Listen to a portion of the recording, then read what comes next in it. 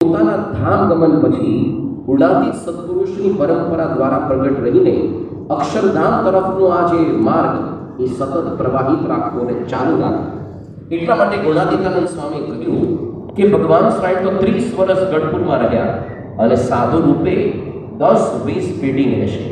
ક્યારેક આપણે પેઢીની ગણતરી આપણી રીતે કરીએ છીએ કે ભાઈ ગુણાતીત સ્વામી પહેલી પેઢી, ભગતજી મહારાજ બીજી, શાસ્ત્રીજી મહારાજ ત્રીજી અને યોગીજી મહારાજ ચોથી, પ્રમુખ સાંઈ પાંચમી, મહુ સાંઈ છઠ્ઠી, એટલે બસ થોડી બાકી રહી.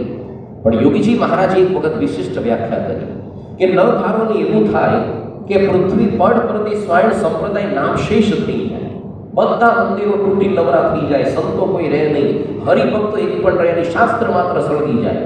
આના ઘણા વર્ષ પસાર થઈ જાય, ફરી પાછો આ સંપ્રદાયનું નવ સર્જન થાય, શૂન્યમાંથી સર્જન. ત્યારે એક પેઢી પૂરી થઈ અને બીજી પેઢીની શરૂઆત થઈ કહેવાય. તો અત્યારે તો હજી કઈ પેઢી ચાલે છે? હજી તો પહેલી પેઢી ચાલે છે. ગુણાતીતાનંદ સ્વામીએ બીજી એક વાતમાં એવું લખ્યું છે કે તમારા બધાના દેહ તો 5-10 વર્ષમાં પડી જશે, પણ હું તો ચિરંજીવી છું. એટલે શ્રીજી મહારાજે સંકલ્પ લઈને આવ્યા એ હંમેશા સાકાર તો થવાનો જ. પોતાના ધામ ગમન પછી એમણે જ આ પ્રકારની વ્યવસ્થા ગોઠવી છે. હમણાં લગભગ 7-8 મહિના પહેલા શતાબ્દી મહોત્સવ આપણે ઉજવ્યો અને ખૂબ સુંદર જયઘોષ થયો. આવો જ 1985ની અંદર જ્યારે ગુણાતીતાનંદ સ્વામી દ્વિશતાબ્દી મહોત્સવ લગભગ 39 દિવસ સુધી 59 દિવસ સુધી ચાલ્યો હતો. એટલો જ સુંદર સમાસ થયો હતો. અને આ જે ઉત્સવ પત્યો એના લગભગ 3-4 મહિના પછી પ્રમુખ સાંઈ મહારાજ પુષ્પ દોલોત્સવ માટે સારંગપુર વધાર્યા. અનેક વખત રાત્રે સંતોની સાથે પ્રશ્નોત્તરીમાં પ્રમુખ સ્વામીને સાહજિક પ્રશ્ન પૂછવામાં આવ્યો તારીખ 8 ફેબ્રુઆરી 1986 કે સ્વામી અત્યારે તો આટલો સુંદર આપણો વિકાસ થયો છે, તો હજી પણ આનાથી 100 વર્ષ પછી આપ આ બીએપીએ સંસ્થાને કેવી રીતે જુઓ છો? અને પ્રમુખ સાંઈ મહારાજે ખૂબ સુંદર ઉત્તર આપ્યો કે આ કાર્ય ભગવાન અને સંતનું છે. શાસ્ત્રીજી મહારાજ જેવા સમર્થ પુરુષે બહુ જ વિચારીને આ કાર્ય કરેલું છે. અરે એમણે ભવિષ્યનો ખાલી 10-15 વર્ષ કે 1000 એનો નહીં, લાખો વર્ષનો વિચાર કરેલો છે. એ પોતે ત્રિકાળ જ્ઞાની હતા, બુદ્ધિશાળીમાં બુદ્ધિશાળી હતા, તો દરેક કાર્ય ખૂબ વિચક્ષણ રીતે કરેલું છે. તો ભગવાન સ્વામીનું પોતાનું જ આ કાર્ય છે, પોતાનું જ આ મિશન. અને ભગવાનનું નામ છે સત્ય સંકલ્પ. એટલા માટે એમના દરેક સંકલ્પો સિદ્ધ તો થવાના જ. આપણે એમણે જે આ અનંત કોટી બ્રહ્માંડની અંદર અક્ષર પુરુષોત્તમ ઉપાસના પ્રવર્તનનો જે ગોવર્ધન પર્વત ઉચક્યો છે, એમાં ખાલી ભક્ત તરીકે આપણે ટેકા અડાડવાના છે. ભલે આપણા ટેકાથી થવાનું નહીં, પણ ભક્ત આપણે તો જ કહેવાઈએ જો એની રુચિની અંદર આપણે પડીએ. કૃષ્ણ ભગવાનની જ્યારે 7 વર્ષની નાની ઉંમર હતી અને ગોલોકની અંદર જ્યારે પેલો ગોવર્ધન પર્વત કચ્છની આંટી એમને ઉચક્યો, એ વખતે ઘણા બધા લોકોને દયા આવી કે આ બિચારો નાનો બાળક હમણાં થાકી જશે, ચલો આપણે પણ લાકડીના ટેકા અડાડીએ. એ લોકોએ લાકડીના ટેકા અડાડ્યા, પછી એ લોકોને થોડુંક અભિમાન આવ્યું કે આપણા લાકડીના ટેકે પર્વત ઊભો છે. કૃષ્ણ ભગવાને થોડીક આંગળી નીચી કરી, બધાના ટેકા તૂટી ગયા, બધા ગરબેરા થયા, ભાગી ગયા. અમુક લોકો દૂર ઊભા હસ્યા કે જોઈએ તો ખરો આ બાળક ક્યાં સુધી પકડી રાખે છે, હમણાં નીચે પડતું મૂકશે ને મરશે.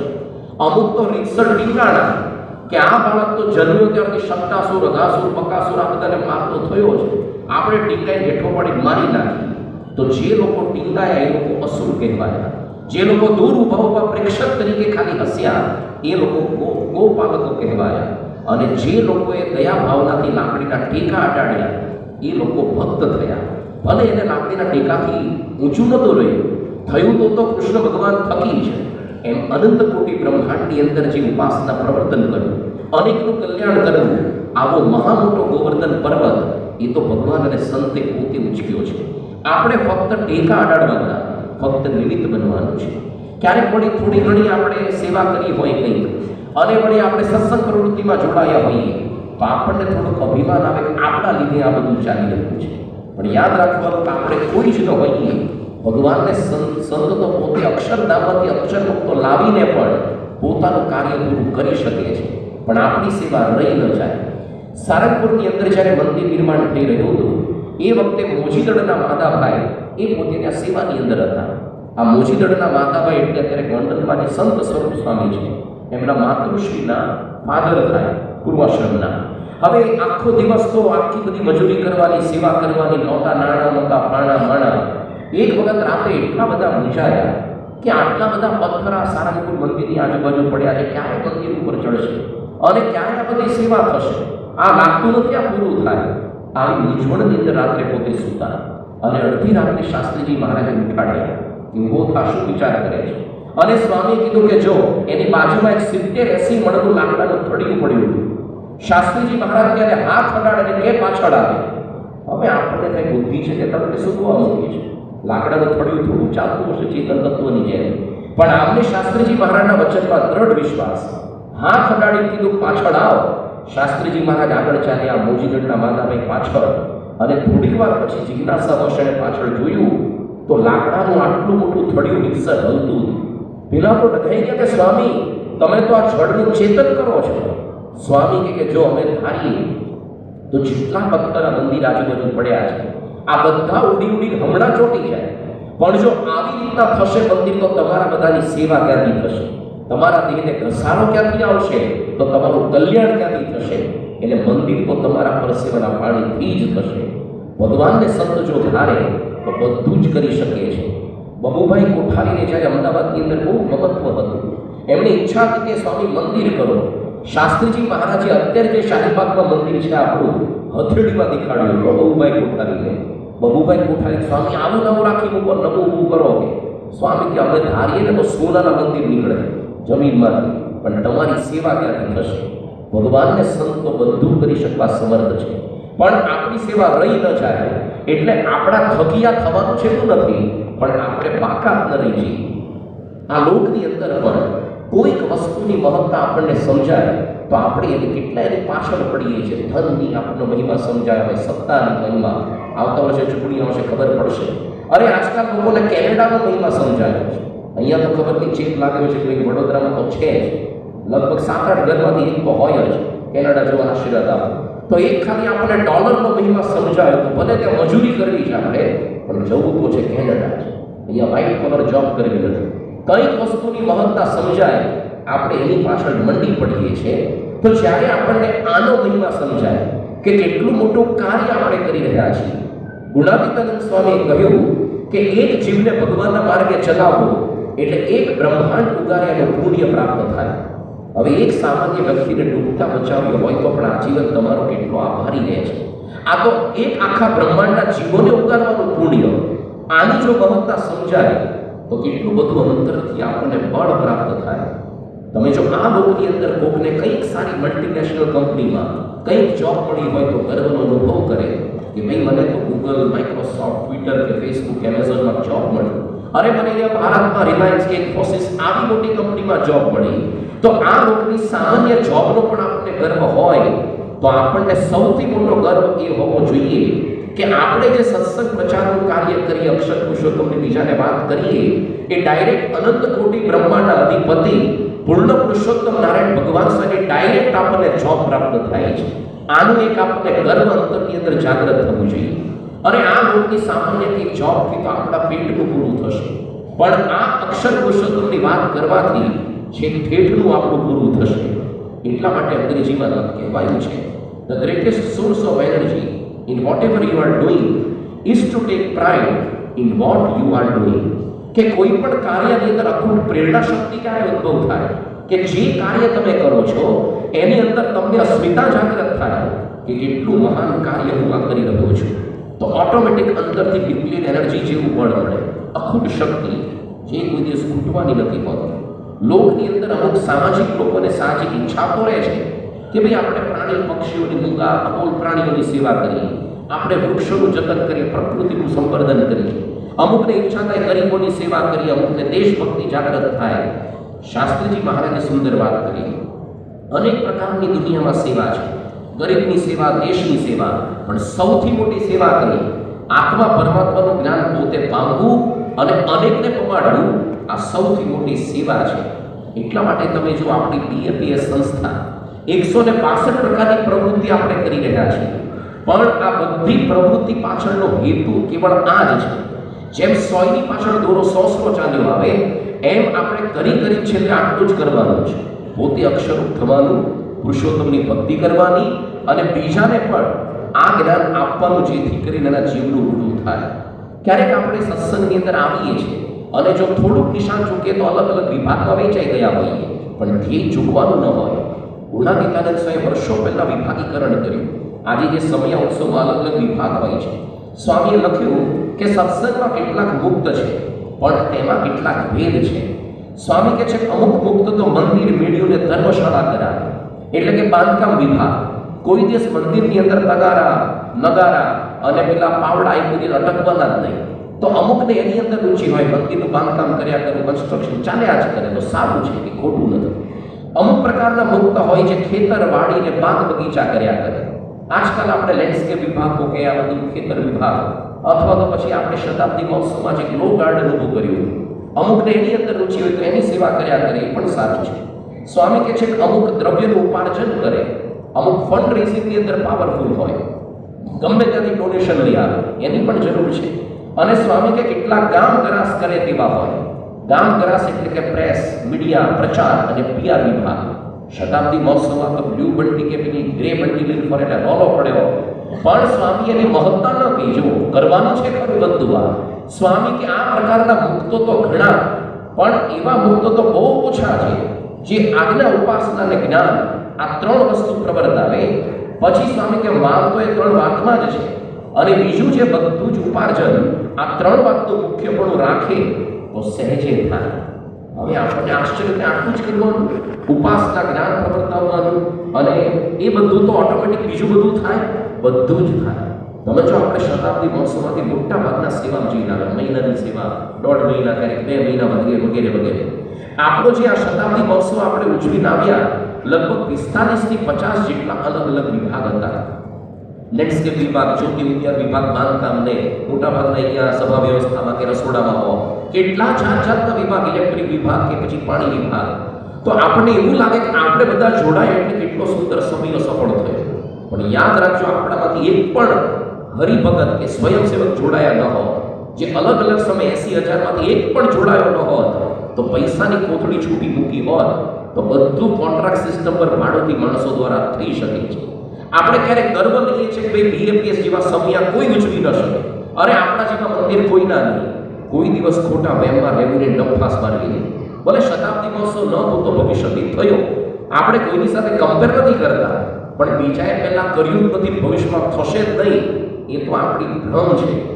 વર્ષો પહેલા 2006ની સાલમાં શ્રી શ્રી શ્રી રવિશંકરે આર્ટ ઓફ લિવિંગ સંસ્થાના 25 વર્ષ બેંગલુરુમાં ઉજવ્યા હતા.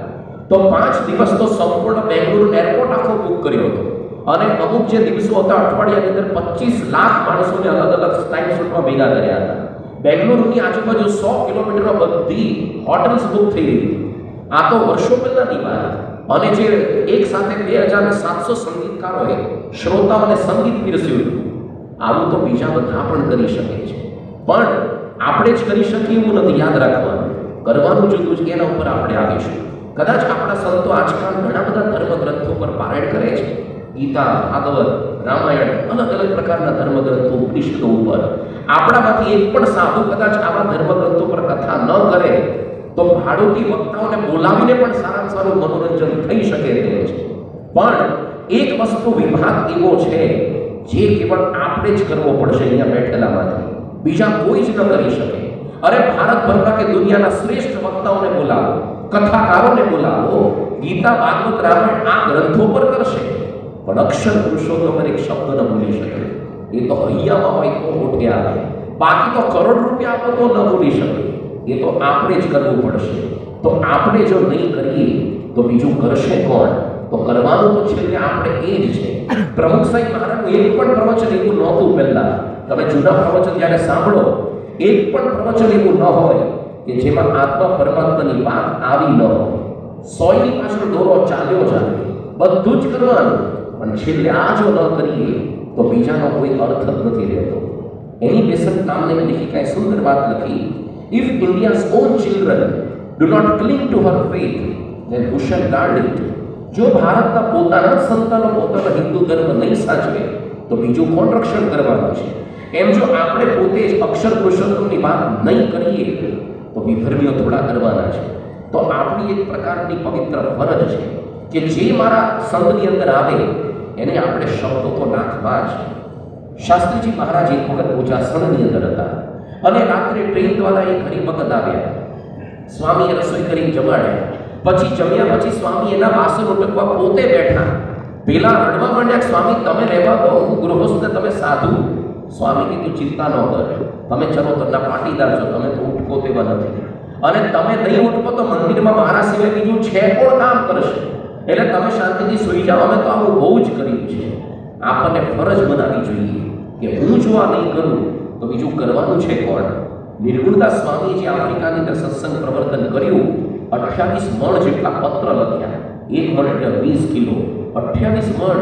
જે વખતે સુવિધા નહોતી, અત્યારે આટલી સુવિધા હોવા છતાં એ આટલું નથી લખતા. આપણે કોઈને આટલી સહેજ શબ્દની વાત નથી કરતા.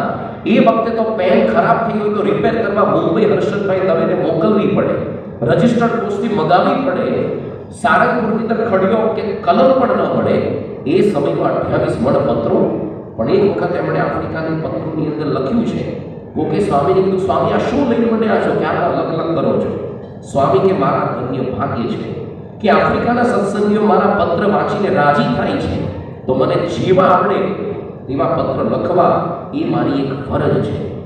એક વખત તો નૈરોબીના એક પત્રમાં સ્વામીએ લખ્યું છે, નિર્ગુણ સ્વામીએ, કે રાતના 9 વાગ્યાથી કાગળ લખવાના ચાલુ કર્યા છે, અત્યારે સવારના 4 વાગશે, હવે તો બરડો ફાટે છે, લખવાનું બંધ કરીને સૂવું પડશે. હવે નાઇટ ડ્યુટી રાતના 9 થી 7 કલાક નોનસ્ટોપ પત્ર લેખન કરવા કેટલું કઠણ પડે યાર. પણ સ્વામીને ફરજ બનાવી હતી તો બધું જ થઈ શકે છે. શાસ્ત્રીજી મહારાજે વર્ષો પહેલા આફ્રિકાના હરિભક્તોને પત્ર લખેલો છે. એ વખતે તો પચરંગી સત્સંગ હતો, કારણ કે અમુક નરનારાયણદેવના ઉપાસક હોય, અમુક વળી પેલા વડતાલવાળા પણ હોય, અમુક અમદાવાદ દેશના. તો સ્વામીએ તારીખ 7/12/1938 શાસ્ત્રીજી મહારાજે આફ્રિકાના સત્સંગીઓને પત્ર લખ્યો, જેની અંદર ગુણાતીતાનંદ સ્વામી અક્ષર બ્રહ્મ છે આવા વચનામૃતના કોટેશન અને પ્રસંગો લખ્યા. અને છેલ્લે એવું લખ્યું કે ખાસ તો જો મારો વિશ્વાસ હોય અને મને જો સાચા ગુરુ પ્રામાણિક પુરુષ માનતા હો તો ઉપરની વાત સાચી માનીને ખરા અંતઃકરણથી સ્વામી પોતે અનાદિ અક્ષર છે વાતની નિષ્ઠા કરશો. અને છેલ્લે સ્વામીએ લખ્યું છે કે મારે તો સાચી વાત ખરી વાત કહેવી એ મારી એક ફરજ છે. તો સત્સંગી તરીકે આપણે સત્સંગ વર્ષોથી કરીએ, આપણને અંતરથી પ્રતીતિ આપવી જોઈએ કે મારી ફરજ છે, મારે કરવું જ પડશે. અને આપણે ખાલી ફરજ તરીકે માનવાનું છે એવું નહીં. આપણે જે આજ્ઞા ઉપાસના અક્ષરધામમાં જવાની બે પાંખો છે, આજ્ઞામાં બીજી બધી તો પાડીએ છીએ. તો શ્રીજી મહારાજની ડાયરેક્ટ આજ્ઞા જ આ છે કે અક્ષર પુરુષોનું ઉપાસના પ્રવર્તન કરવું. ભગવાન સ્વામિનારાયણ વચનામૃત ગરડા પ્રથમના 71માં કહ્યું, ભગવાનના ભક્તને ભગવાનનું સ્વરૂપ અક્ષરધામ સહિત પૃથ્વી પર વિરાજમાન છે એમ સમજવું અને બીજા આગળ પણ એવી જ વાર્તા કરવી. શ્રીજી મહારાજે સ્પષ્ટ આજ્ઞા આપી છે, પોતે તો સમજવું, બીજા આગળ પણ આવી વાર્તા કરવી. હવે ભલે ભગવાન સાહેબમાં આજ્ઞા શબ્દનો ઉપયોગ નથી કર્યો, પણ મધ્યના 13માની અંદર શ્રીજી મહારાજે પોતાનું સર્વોપરી સ્વરૂપ સમજાવ્યું અને છેલ્લે મહારાજે સ્પષ્ટ કર્યું, જે ભગવાનની વાત કરો તે વાતને વિશે આ વાતનું બીજ લાવજો એમ તમારી આજ્ઞા છે. મહારાજે તો સ્પેશિયલી આજ્ઞા શબ્દનો પ્રયોગ કર્યો, જે ભગવાનની વાત કરો એની વિશે આ બીજ લાવવાનું જ. હવે આપણે દિવસ દરમિયાન કેટલી બધી ગ્રામ્ય ચર્ચા કરીએ છીએ, રાજકારણ સંબંધી, ક્રિકેટ સંબંધી હોય, અથવા તો પછી આ બધા ફિલ્મ લાઈન સંબંધી, નોકરી ધંધા સંબંધી, ક્યારે આ વાતનું બીજ લાવીએ છીએ ખરા? નિશાન વગરની વાતો કહેવાય, બીજી બધી ગમે તેટલી વાતો કહેવાય. તો જ્યારે પહેલો વરસાદ ફૂટી નીકળે કેટલાક દેડકા ડ્રાઉન કરતા ફૂટી નીકળે. હવે આખી રાત ડ્રાઉન કર્યા કરે કોઈ અર્થ જ નહીં. એમ દુનિયામાં ગમે તેટલું બકબક કરો, પણ જ્યાં સુધી તમારા મુખથી આ સચોટ આજે ગર્ભ સબર વાણી ન નીકળે ત્યાં સુધી બધી નિશાન વગરની વાતો કહેવાય. શ્રીજી મહારાજે ગોયા નાગડકાની અંદર પોતાના સંતોને 6 મહિના રાખ્યા અને અદ્ભુત સર્વોપરીપણાની વાતો કરી. પછી સંતોને ગામડે વિચરણ કરવા મોકલ્યા. જે મહારાજ અધિક શ્રાવણ વિચરણ પતાવીને સંતો સારંગપુર ગયા. 1 મહિનાના વિચરણ પછી જેમ મંડળો પાછા આવ્યા, શ્રીજી મહારાજ દરેકને ખબર અંતર પૂછતા. એક મંડળને પૂછ્યું કે ગામડે તમે અમને કેવા કહ્યા? પેલા કે મહારાજ અમે તો તમને બહુ જ મોટા કહ્યા. કેવા મોટા? અરે મહારાજ અમે તો તમને નારદ સંતાનિક સાધુ રૂપે કહ્યા. મહારાજ કે બેસો છાનામાના સાઈડમાં. બીજા આવ્યા, તમે કેવા કહ્યા? અરે મહારાજ અમે તો એનાથી મોટા કહ્યા, અમે તો દત્તાત્રેય કપિલદેવ ભગવાન જેવા કહ્યા. મહારાજ કે બેસો સાઈડમાં. ત્રીજા આવ્યા, તમે કેવા કહ્યા? અમે તો મર્યાદા પુરુષોત્તમ જેવા કહ્યા. ચોથા આવ્યા, અમે તો તમને લીલા પુરુષોત્તમ ગયા. મહારાજ કે કબૂતરના કબૂતર જ રહ્યા. અરે 1 પૈસાનો ખાલી મૂળો ખાધો હોય, 2 પૈસાનો, ઉપર ગમે એટલા મિષ્ટાન દાબીને ખાવ, પણ ઓળખાણ તો છેલ્લે મૂળા નો જ આવે. એમ આટલા વર્ષોથી અમારા ચરિત્રો જોયા, અમારા મુખથી વાણી સાંભળી, અને તમને જો હજી આ બધું સર્વોપરી પણ કહેવાનો ઉમંગ આવતો ન હોય તો અદ્ભુતાનંદ સ્વામી તો મહારાજે ચોખ્ખું પરખાવ્યું ગામડે ફરવાનો અર્થ શું છે. આજની ભાષામાં ખાલી ખોટા ટાઈમનો બગાડો, આ પેટ્રોલ ડીઝલના ખર્ચા ન કરો અને મંદિરમાં ખાઈ પી પડ્યા રહો. આવી ભાષા થઈ ના. સ્પષ્ટ લખ્યું છે શ્રી હરિની અદ્ભુત વાર્તામાં અદ્ભુતાનંદ સ્વામી મહારાજે મને મોઢામોઢ કહ્યું, આવું જ કહેવું હતું તો ગામડે અર્થ શું છે ફરવાનો? લોકો તો બીજું બધું તો કરે જ છે. તો આપણા અંતરની અંદર આ મૂળાનો ઓળખાણ આપણને આવવો જોઈએ. શ્રીજી મહારાજે ગોપાળાનંદ સ્વામીને ઉમરેઠમાં સ્વપ્નમાં દર્શન દીધા અને કીધું કે તમે જો મારું સર્વોપરીપણું નહીં પ્રવર્તાવો તો આને આ દેહમાં 1000 વર્ષ રાખીશ. હવે આવા મોટા સદગુરુ સંતને મહારાજ આવું કહેતા હોય તો અસ્માકમ કા કથા હમ કિસ ખેલ કી મૂડી. આપણા માટે તો આપણને એક આજ્ઞા છે સ્પષ્ટ કે સર્વોપરી ઉપાસનાનું પ્રવર્તન કરવું. જે કોઈ આપણા સંતની અંદર આવે, આપણે અક્ષરધામમાં જવાની 2 પાખો છે, એકમાં પણ કચાશે તો પહોંચાશે નહીં. એમ આજ્ઞાની અંદર નિયમ ધર્મ તો છે, એની સાથે વાતે કરીને સેવા, આ પણ શ્રીજી મહારાજની એક આજ્ઞા છે. તમે જો આપણા સ્વાયણ સંપ્રદાય સિવાય અમુક બીજા બધા ધર્મોના લોકો વિધર્મીઓ હોય, પોતપોતાના ઇષ્ટદેવના પ્રચાર પ્રસારનો કેટલી લોકોને ધગશ હોય છે. અમુક ધર્મ વિશેષના લોકોનું સપનું ભારતમાં તો વર્ષો પહેલા કે તમારા હાથમાં પથ્થર હોય અને તમે જેટલા અંતરે ફેંકી શકો એટલા અંતરમાં તમારું ધર્મસ્થાન હોવું જોઈએ, પણ હમણાંથી ભાંગી પડ્યું છે. પણ આવા સપના સેવ્યા, એ લોકોની કોન્ફરન્સો થતી હતી અને એ લોકોએ દાખલો એટલો કર્યો છે ભારતની અંદર જ્યારે અંગ્રેજો આવ્યા એ લોકોને આપણા પર ફક્ત રાજ કરવાની ઈચ્છા નહોતી. દરેક જેટલી સ્ટીમર આવતી કાલિકત બંદરથી કે આ બધા કેરેલાથી, દરેકની અંદર 2-3 પાદરીઓને બેસાડી લઈ આવતા અને ભારતના દરિયાકાંઠે છૂટો દોર આપી દેતા કે ભારતમાં તો બહુ વર્ગ વિગ્રહ છે, વાણિયા, પટેલિયા, દુવાણા, કોળી. અરે અહીંયા તો જાતના માતાજી, જાતના હનુમાન ને મહાદેવ. અહીંયા તો આપણા ઈસુનો પ્રચાર કરવો બહુ જ સહેલો છે. તો કેરેલાની અંદર જ્યાંથી આ લોકો પ્રવેશ સૌથી પહેલા કર્યો પોર્ચુગીઝે, એ કાલિકત બંદર, એ આખા કોસ્ટલ પટ્ટા ઉપર ખાંટુ નામની આદિવાસી જાતિ રહેતી. હવે વર્ષોથી ભારતમાં તો સનાતન ધર્મી હતા બધા, અને પહેલા પાદરી આવીને સીધી વાત જ શરૂ કરી, only Jesus is the saviour. એકમાત્ર ઈસુ તમારા તારણહાર. તો એને તો કાપીને મારી જ નાખ્યો, તું શેનો નવું નામ લઈ આવ્યો? અરે અમે તો વર્ષોથી સનાતન ધર્મી. તોય બીજો આવ્યો, એણે એ જ વાત કરી, એને કાપી નાખ્યો. આ બધાને ખબર હતી કે આગળ જેટલા ગયા બધાને મારી નાખે ચાલો. 48 જેટલા આવ્યા, એને બધાને કાપી નાખ્યા. તોય 49મો આવ્યો.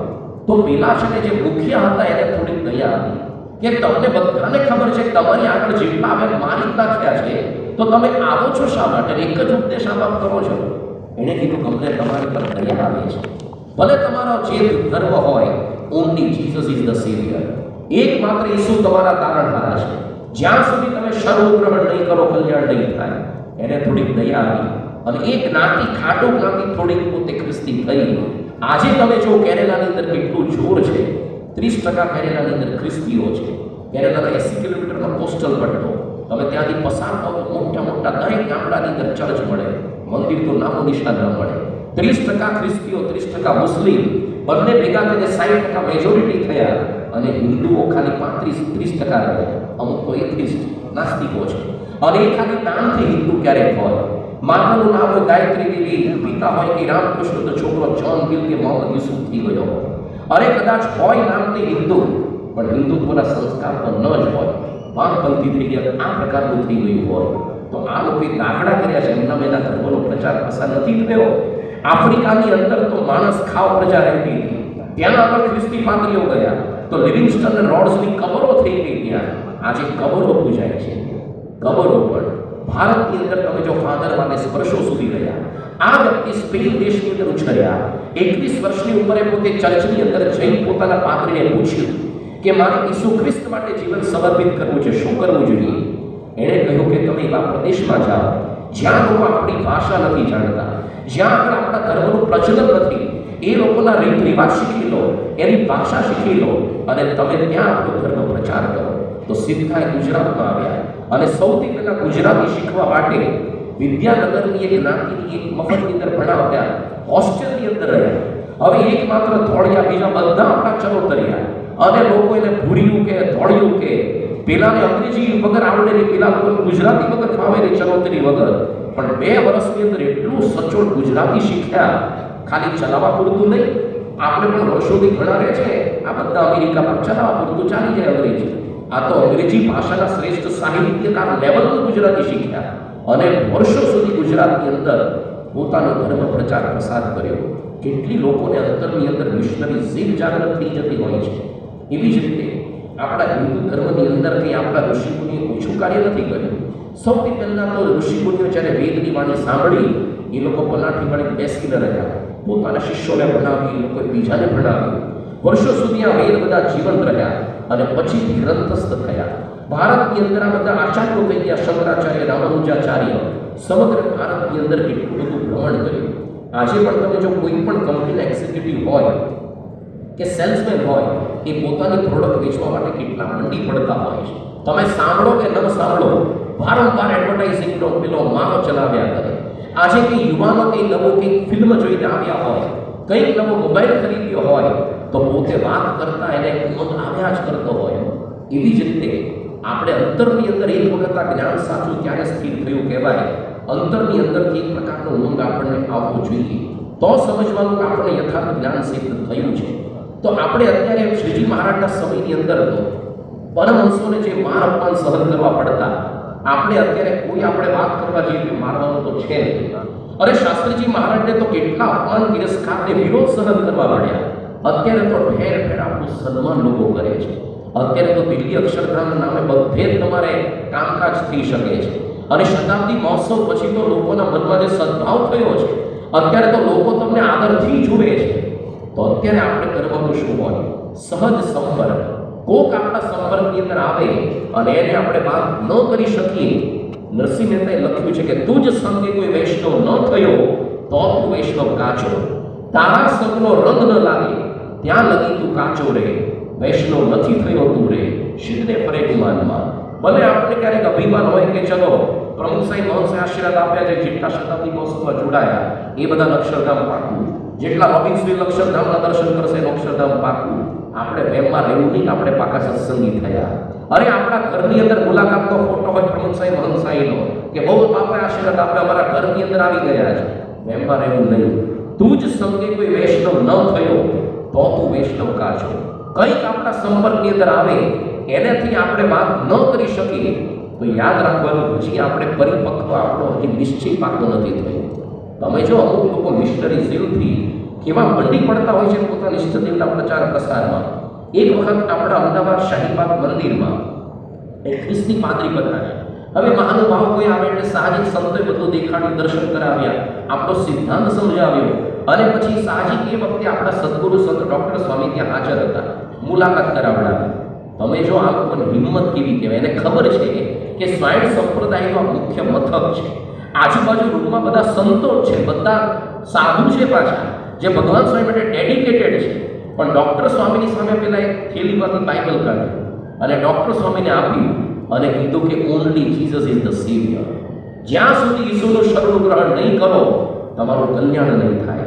એને એટલો ભય પણ મનમાં નથી કે આ પેલા જે ઢીબડી લાગશે તો આપણે જિંદગીમાં મદદ કરવાના. પણ હિંમત તો જુઓ તમે. ડૉક્ટર સ્વામી તો સભામાં દરેક જગ્યાએ કહેતા શું હિંમત હતી કે પછી તો ડૉક્ટર સાહેબ યાદ રાખ્યું. એક વખત ઓસ્ટ્રિયા દેશમાં ગયા, ઓસ્ટ્રેલિયાની ઓસ્ટ્રિયા, એનું પાટનગર વિયેના શહેરમાં, ત્યાં બહુ જ જૂનું એક કેથેડ્રલ એટલે કે ચર્ચ, ત્યાં ચર્ચની અંદર પાદરીને વચનામૃત પકડાવી નાખે કે જ્યાં સુધી શરણ ગ્રહણ નહીં કરો તમારું તમે જુઓ. આપણે અમેરિકામાં ડેટ્રોઇટ શહેર છે, હર્ષ નામના એક આપણા હરિભક્ત એક વખત કંઈક ગાડી રિપેરિંગ કરવા માટે કંઈક ગેરેજમાં આપી, પછી લેવા ગયા સાંજે ત્યારે મિકેનિક હતો. એણે કીધું તમને વાંધો નહીં તો હું તમને ડ્રાઈવ કરી મૂકી જાઉં ઘરે. પેલા કીધું મને ડ્રાઇવિંગ ફાવે કે નહીં, મને સેવા આપો. તો પેલા કીધું સામેથી આવવું હોય મફતમાં તો વાંધો નહીં, અમે પૈસા નહીં આપીએ. કે નાના પૈસા નથી જોતા. તો પેલા આવું કર્યું કેમ? કારણ કે એણે ત્યાં પેલા એને જે વર્કશોપ હતી ઘરે આવતા 15 મિનિટનો રસ્તો એને ખબર હતી. એ દરમિયાન ખ્રિસ્તી ધર્મની વાતો કરી. ગેરેજનો મિકેનિકને આટલી બધી અસ્મિતા. આપણે જ્યારે શિકાગો મંદિર શિકાગો મંદિરની પ્રતિષ્ઠા થઈ. એના પછી સંતો કેલિફોર્નિયાના જંગલોની અંદર 2 વર્ષ ભરીને ફરવા ગયા. સિક્વોયા નામના રેડવુડ ટ્રીઝ બધા હોય. દુનિયાનું સૌથી લાંબુ એક ઝાડ છે જર્મન શેરમન. હવે સંતો તો આ બધા પિકનિક બોર્ડમાં ગયા હતા અને ત્યાં આગળ વળી અક્ષરદેવ સાંઈ વગેરે અમુક સંતોને ત્યાંના એક વાઇટ બેન એ ત્યાંના તળિયા મળ્યા અને સંતોની સાથે વાતચીત કરી. સંતોએ સમજાવ્યું આપણા સિદ્ધાંત, આપણો સંપ્રદાય, એને બધું સાંભળ્યું. પછી એણે ખિસ્સામાંથી યોગી ગીતા સાયન્સની નાની પુસ્તિકાઓ કાઢી. Y Christianity. 3 સંતો ઉભા હતા, ત્રણેયને પકડાયા અને કીધું કે ભલે તમારો જૂનો ધર્મ આ વગેરે whatever, only Jesus is the saviour. જ્યાં સુધી શરણું ગ્રહણ નહીં કરો કલ્યાણ નહીં થાય. સંતો એકબીજા મોઢા જોવા માંડી. આપણી પાસે આપવા માટે કંઈ હતું જ નહીં. સંતો તો પિકનિક મૂડમાં ગયા હતા. પેલો તો સામાન્ય ટુરિસ્ટ હતો પણ ખિસ્સાની અંદર નાની પુસ્તિકાઓ રાખતો. આટલી નાની પુસ્તિકાઓ ક્યારેક કામમાં આવી જાય. આપણે જ્યારે શિકાગો મંદિરની અંદર પ્રતિષ્ઠા કરી એટલે પછી એવું થયું કે રોજ ગૌડીને આપણે એક ધોળિયો રોજ દર્શને આપ્યો. શરૂઆતમાં એકલો આવતો, પછી 2-3 જણા લઈ આવતો થયો, પછી ગ્રુપ વધવા માંડ્યું, 4-5 ને લઈ આવે, 10-15 ને લઈ આવે, રોજ આવે, ભાવથી દર્શન કરે વગેરે. તો પછી આપણે લાગ્યું કે કેટલો ભાવિક લાગે છે. પછી આપણને શંકા આવી કે રોજ એકલો એક માણસ અને અલગ અલગ વ્યક્તિને લઈ આવે, પેલો એક જ, માણસો બદલાય સાથેના. એટલે આપણે એની પર વોચ ગોઠવી. તો ખબર પડી કે બાજુના એક ચર્ચનો કાર્યકર હતો. રોજ અલગ અલગ ખ્રિસ્તી લોકોને લઈ આવે, મંદિરમાં દર્શન કરાવડાવે અને આપણા પાર્કિંગની અંદર સભા કરે. એ વખતે ત્યાં સીસીટીવી કેમેરા નહોતા અને ઉદ્દેશ શું આપે કે આ લોકો બધા છે ને મૂર્તિ પૂજકો, they are worshiping devils in the idols. એ લોકો મૂર્તિઓમાં શૈતાનોની પૂજા કરે છે. જ્યાં સુધી એક પણ મૂર્તિ પૂજક બાકી હશે પૃથ્વી પર, દુનિયા અસ્થિર રહેશે. એટલે ઈસુનો પવિત્ર આપણને ઉદ્દેશ છે કે આ લોકોને આપણે આપણા ધર્મ પરિવર્તિત કરવા. આપણા જ કેમ્પસની અંદર આવો ઉપદેશ આપતો હતો. આપણે પછી સભ્ય રીતે હેરાનગતિ કરીને બંધ કરતો થયો. આપણે શું કરીએ છીએ, ત્યાં આપણા જે હિન્દુ બાળકો એ લોકોને આપણા બધા ઉત્સવોની અસ્મિતા જાગે એટલે આપણે દિવાળી ઉત્સવ ઉજવીએ. એમાં છોકરાઓનો જુદો ઉજવીએ, કિડ્સ દિવાળી ફેસ્ટિવલ. એમાં ભાઈ આવ્યો પાછો અને એ બધું જોયું વ્યવસ્થિત. આપણને લાગે કેમ આવ્યો હશે. પછી આપણને ખબર પડી કે અઠવાડિયા પછી છાપામાં જાહેરાત આવી કે એણે એના ચર્ચની અંદર આવો ઉત્સવ ગોઠવ્યો હતો. નામ શું આપ્યું હતું? Jesus Diwali celebration four children. આપણા ઉત્સવમાં એટલા માટે આવ્યો હતો કારણ કે જેટલા છોકરા આપણા ઉત્સવમાં આવ્યા એ બધાના નામ અને ટેલિફોન નંબર લીધા અને દરેકને ફોન કરીને ચર્ચની અંદર બોલાવ્યા હતા. એણે ગિફ્ટ આપે એટલે છોકરાઓ તો જાય અને ઉપદેશ આપ્યો કે Diwali is festival of lights and who is the light for us? Jesus is our only light. He is the only saviour. So Diwali is festival for Jesus. કેવું ગોઠવી કાઢી જુઓ તમે. લોકોને પોતાના ધર્મની શું અસ્મિતા હોય છે. એક વખત આપણા સંતો કૃષ્ણપ્રિય સ્વામી વગેરે ટ્રેનની અંદર જઈ રહ્યા હતા અમદાવાદથી. એ ટ્રેનના કમ્પાર્ટમેન્ટમાં 4-5 મુસ્લિમ ભાઈઓ હતા. તો સાહજિક વાર્તાલાપમાં ખબર પડે લોકો સાઉથ ઇન્ડિયામાં પોતાના ધર્મનો પ્રચાર કરવા જતા અને આ લોકોને કોઈ મહેનતાણું આપવાનો ફંડ નહોતો આવતો, હોય ઓઇલની મની નહોતી આવતી, પોતાના જ ખર્ચે. અને એ લોકો જે માથેથી જાર નહોતા કે ટાઈમ મળ્યો નીકળ્યા. અમદાવાદના રિક્ષા ચાલકો પણ પોતાના ધર્મનો પ્રચાર પ્રસાર કરવા. આજે પણ ખ્રિસ્તી ધર્મનો એક મોટો મોર્મન સંપ્રદાય છે. ત્યાં નિયમ જ છે કે તમારે ગ્રેજ્યુએશન પૂરું કર્યું હોય અને જીવનમાં સેટલ થતા પહેલા, જોબ ચાલુ કરતા પહેલા ચર્ચના આદેશ મુજબ 2 વર્ષ સુધી કોઈ પણ જગ્યાએ તમારે ધર્મ પ્રચાર માટે જવાનું જ. આપણે જે મિસ્ટિક ઇન્ડિયા ફિલ્મ બનાવી છે એના જે મ્યુઝિક ડિરેક્ટર સેમ કાર્ટર, એનો પોતાનો દીકરો કરોડપતિ હોવા છતાં પણ આફ્રિકાના સામાન્ય દેશોની અંદર ધર્મ પ્રચાર માટે ગયા. થાઈલેન્ડની અંદર આજે પણ નિયમ જ છે કે દરેક વ્યક્તિએ ફરજિયાત 2-3 મહિના બૌદ્ધ ધર્મ ભણવાનો જ. પછી સાધુ થાવ ન થાવ it is up to you. એક વખત મહંસાઈ મહારાજ જ્યારે સદગુરુ હતા એ વખતે માઉન્ટ આબુની અંદર ગયા. માઉન્ટ આબુ બ્રહ્માકુમારીઝનું સેન્ટર કહેવાય છે અને ત્યાં પીસ પાર્ક નામની જગ્યા છે. મહંસાઈ વગેરે સંતો જતા હતા બધાથી. પોતે આ ગુરુપદે નહોતા, સદગુરુ હતા. તો બાજુના પેલા ગાર્ડનની અંદર ગાર્ડનિંગ કરતો એક માણસ સીધો સંતોને જે રસ્તા ઉપર આવી ગયો અને સંતોને વિનંતી કરી એકદમ વિવેકથી કે તમને પ્લીઝ થોડો ટાઈમ હોય તો હું અમારી સિદ્ધાંતની વાત કરું. હવે તાત્કાલિક કાઢી તો મુકાય એટલે સંતોએ થોડું ડિક્લેર કરવા કીધું અમારે બહુ ટાઈમ નથી, 5 જ મિનિટ. તો એને 5 જ મિનિટ લીધી પણ બ્રહ્માકુમારી સંસ્થાનો આખો એનો સિદ્ધાંત સમજાવી દીધો. પછી મહંસાઈ દરેક પ્રવચનો કહેતા કે આપણા કેટલા એવા હરિભક્તો વર્ષો જૂના કે કાર્યકર હશે કે જેને તાત્કાલિક ઊભા કરી તમે કહો કે ભગવાન સ્વયં સર્વોપરી છે, એકાદ પ્રસંગ કહો, એકાદ કોટેશન કહો તો પેલાને માતાજી આવી ગયો. અરે પ્રમુખ સાહેબ મહારાજના નિષ્કામ બિલ્લો નિસ્વાર્થ નિસ્નેહ આ પંચવર્તમાન એક પ્રસંગ તો બોલો. વર્ષોથી સત્સંગ કરતા હોઈએ આપણે એવું માનીએ છીએ કે આ બધું સત્સંગ પ્રચાર પ્રસારનું ખાલી સંતોનું કામ. અમને તો બોલાવે એટલે સભામાં આવવાનું, ઊભા રહી ખંખેરી ઊભા થવાનું, ઘર ભેગા થવાનું. આપણે એવું બધું માનસ બધાનું એવું નથી ગયું. પણ એવું નથી. ભગવાન સ્વયંના વખતથી માંડીને આજ સુધી આ સત્સંગ પ્રવર્તનનું કામ કેટલું ધગશથી હરિભક્તોએ પણ કર્યું છે. અરે શ્રીજી મહારાજના સમયની અંદર કઠલાલ ગામના રામબાઈ કરીને એક બહેન હતા. એ સાવ અભણ હતા પણ નિષ્ઠા જબરજસ્ત. ગામની અંદર એક જ સત્સંગ, બીજા કોઈ સત્સંગ નહીં. અને બેનને બહુ ઈચ્છા કે ગામમાં સત્સંગ કેમ ન થાય. અને ગામ તો ભયંકર વિરોધી, સ્વામિનારાયણ આમ છે તેમ છે. હવે બેનની ઈચ્છા પૂરે કરવું શું? એક વખત એમને ખબર પડી કે ભગવાન સ્વામિનારાયણ ગામને પાદરેથી વડતાલ જઈ રહ્યા છે. કઈ સૂચોની તરત માટલામાં પાણી ભરી દોડ્યા અને શ્રીજી મહારાજને કે મહારાજ તમારો પગનો અંગૂઠો પડી જાય. મહારાજે પછી પૂછ્યું, બેન તમે કરશો શું આ પાણી? કે મહારાજ હું એકલી સત્સંગી છું, મને સમજાવવા નથી આવડતું કારણ કે ભણેલી નથી અને લોકો ફેર ફતુર વાતો કર્યા કરે છે. હવે હું શું કરીશ? ગામની અંદર બે કોરે બે કુવા છે. હું જે વિસ્તારમાં રહું છું એ કુવાની અંદર આ પાણી પ્રસાદીનું નાખીશ. એમાંથી અમારી બાજુનું અડધું ગામ પાણી પીશે. એને તો સત્સંગ થશે. આજે પણ તમે માતર કટલાના બધા ગામ છે ત્યાં મંદિર છે, એક જ હરિભક્તે બાંધી આપ્યું છે. એ જ્યાં મંદિર છે ને ત્યાં જ હજી સત્સંગ છે અને એક જગ્યાએ કૂવો છે બાજુમાં થોડો દૂર છે ત્યાં. બાકીનું અડધું ગામ હજી કોરું ધાકોર છે. હજી કોરું સત્સંગનો રંગ પડ્યો નથી. કોઈ મોટા શતાબ્દી મહોત્સવ નહીં, કોઈ રોબિન્સવિલ સ્મારકનું કોઈ ઉદ્ઘાટન નહીં, કોઈ અબુધાબી ફેસ્ટિવલ ઓફ હાર્મોની નહીં. એક બાઈની નિષ્ઠા, પાણીનો સત્સંગ કટલાલનો કહેવાય. શ્રીજી મહારાજ પેલા બેન ગયા પછી શ્રીજી મહારાજે કીધું મુક્તાનંદ સ્વામીને કે આપણે એવું માનીએ છીએ કે ભણેલા હોય એનાથી સત્સંગ થાય. એ ખોટી વાત છે. અભણ હોય પણ નિષ્ઠાવાન હોય, સત્સંગ એના થકી થતો હોય. કટલાલનો સત્સંગ આજે પણ પાણીનો સત્સંગ કહેવાતો હોય છે. પણ ધગશ હોવી જોઈએ, તાત્કાલિક સૂઝવું. એ રોજ વિચાર ચાલુ હોય તો વિચાર આવે, બાકી આવે ક્યાંથી? આ મિશન લઈને ચોંટવું જોઈએ.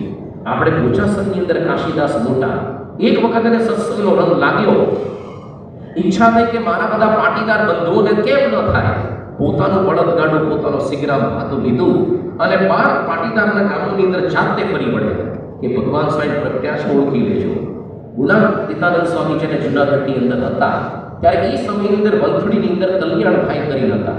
હવે એ તો સામાન્ય ખેડૂત અને મોટા ખેડૂત કહેવાતા. આપણને કે ખેડૂત શું સત્સંગ પ્રચાર કરે? પણ આને નક્કી જ કર્યું કે મારા સંપર્કમાં કોક આવે એને રંગ લગાડવો જ. હવે એના સંપર્કમાં વધી કોણ આવે? ખેત મજૂરો.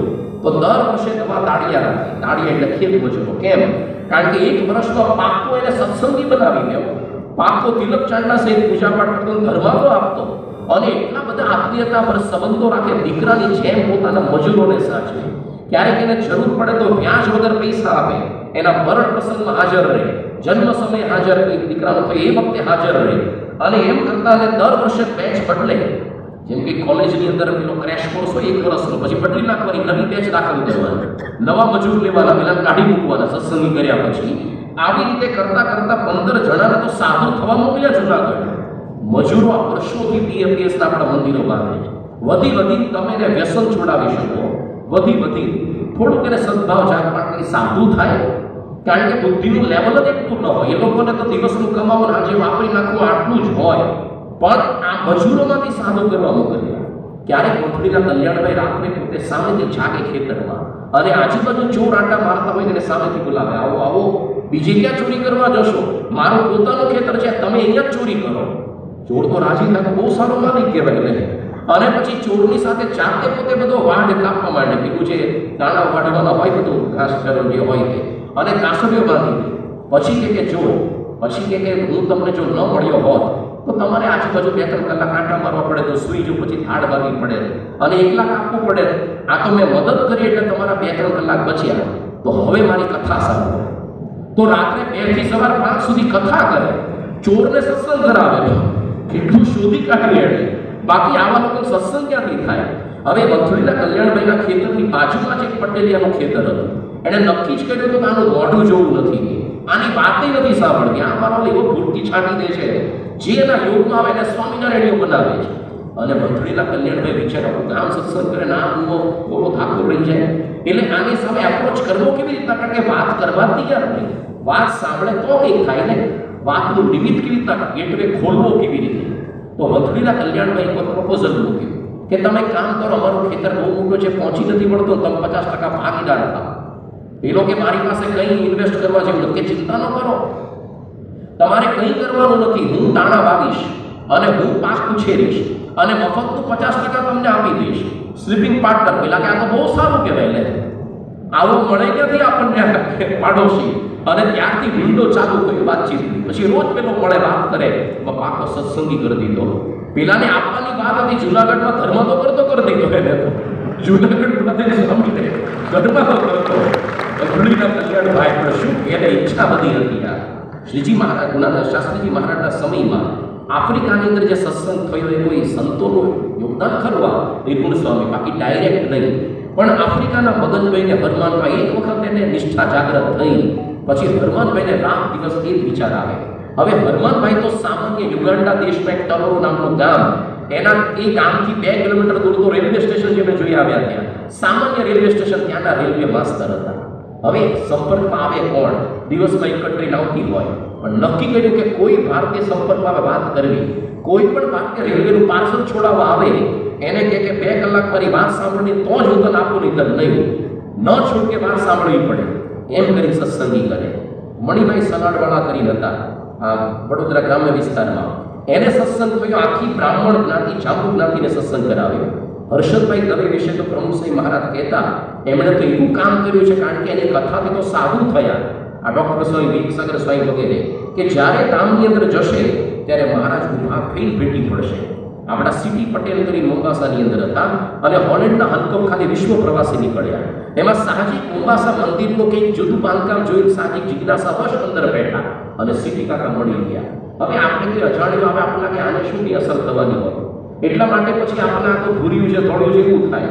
આમને પેલું વાત તો કરીએ, લાગે તો લાગે.